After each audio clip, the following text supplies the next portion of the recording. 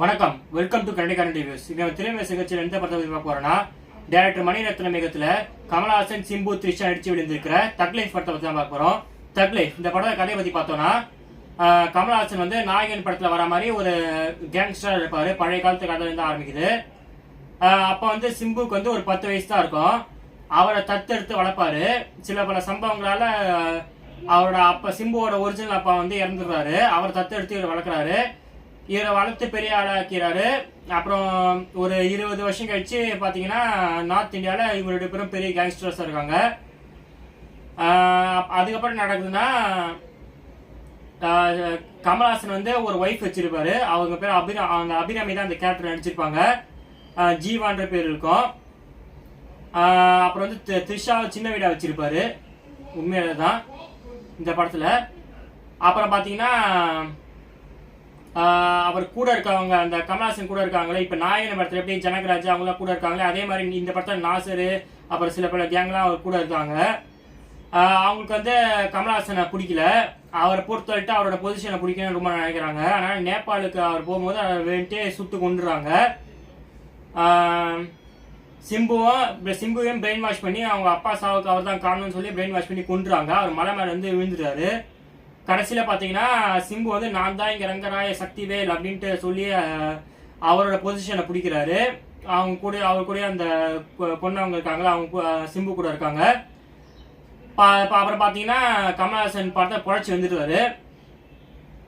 பொழைச்சி வந்து இந்த புத்தத்துறைங்கிற இடத்துக்குலாம் போய் கங்ஃபுலாம் கத்திட்டு வந்து எப்படி பழி வாங்குறாருன்னு தான் இந்த படத்தோட கதை.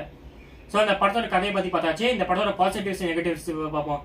பாசிட்டிவ்ஸ் பாத்தீங்கன்னா, இந்த படத்துல கமலஹாசன் போட்ட கெட்டப், அவரோட பர்ஃபார்மன்ஸ், மற்றவங்க போட்ட கெட்டப், மற்றவங்க போட்ட பர்ஃபார்மன்ஸ், அப்புறம் விஷுவல்ஸ், பேக்ரவுண்டு, அப்புறம் இந்த ஜிங்குச்சா சாங்கு அவள் தான். நெகட்டிவ்ஸ் பார்ப்போம்.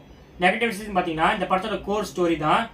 இந்த படத்துல வந்து ஹீரோ வந்து ஒரு எப்படி சொல்றது, ஒரு குடிக்காரனா, சிகரெட் பிடிக்கிறவனா, கொடூரமா கொலை பண்றவனா, ரவுடியா, புருக்கியா, எப்படி வேணாலும் காட்டலாம். ஆனா பொம்பளை புடிக்க காட்டுறது அதான ரொம்ப மெயின் திங். இந்த கேங்ஸ்டர் படத்துல கூட ஹீரோ வரும்போது பொம்பளை வீக்னஸ் இல்லாத தான் காட்டுவாங்க.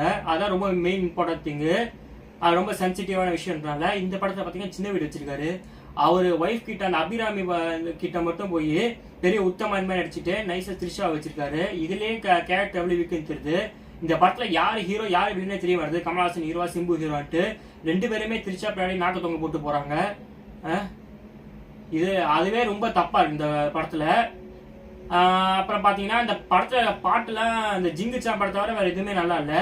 இந்த ஜிங்குச்சா பாட்டே சரியாவே காட்டு, நடுவில் ஸ்டோரிய சொல்றாங்க, பேசுறாங்கன்ட்டு அதையும் குழப்பி விட்டாங்க. இந்த படத்துல ஏறாம தான் மியூசிக் டைரக்டரானே எனக்கு புரியல. ஏன்னா இந்த படமே அந்த அளவுக்கு ரசிக்கிற மாதிரி இல்ல. முதல்ல த்ரிஷா கேரக்டர் தேவையில்லாத கேரக்டர். இந்த படத்துல பெரிய பேக் ஃபயர்னா அது த்ரிஷா கேரக்டர் தான். அப்புறம் பாத்தீங்கன்னா, வேற எதுவும் சொல்றது இந்த படத்துல இல்லைங்க. கதைன்ட்டு ஒண்ணுமே இல்லை. ஃபர்ஸ்ட் ஹாஃப் கூட ஏதோ ஒரு கொஞ்சம் இன்னும் பார்த்துட்டுலாம், செகண்ட் ஹாஃப்ல ஏதாச்சும் பெருசா பழி வாங்க போறான்ட்டு.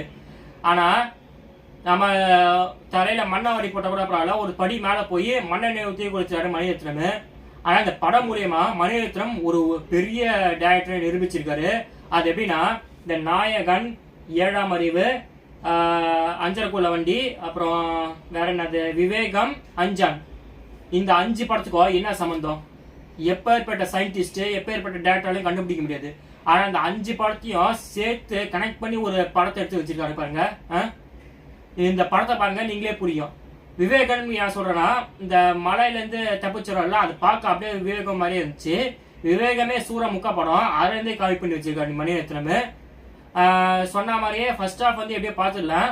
செகண்ட் ஹாஃப் வந்து தூக்கம் வராதது பெரிய விஷயம்.